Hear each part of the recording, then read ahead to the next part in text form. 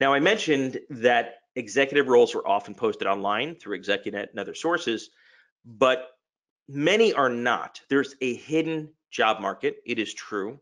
Last numbers I saw are that more than 50%, I think I've read in some cases up to 80% of executive level roles are never posted. So you would have no way of knowing that that company is actively looking for an individual.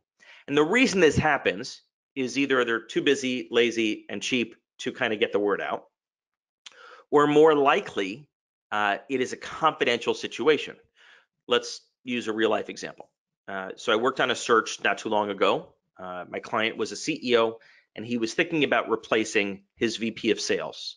But he wasn't so miserable with that VP of sales that he was ready to part ways with him, leave the role vacant while looking for the next VP of sales. So we did a confidential search, which means that we were looking very quietly for the successor while the person was still in seat. Now, nothing was posted. You would never know from a job listing.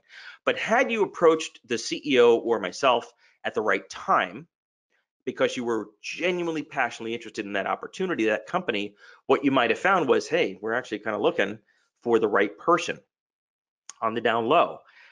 So the key here is don't assume, never assume that if there's a company that you're genuinely interested in and a role that you're genuinely gonna bring a lot of value to, don't assume when you go to the management team page or leadership team page of the company and they seem to have a person in seat that it's not worth your time to pursue. Go after what you want, because many times the person is potentially going to be replaced. Maybe they just were replaced. I've seen companies where the management team website hasn't been updated in a year.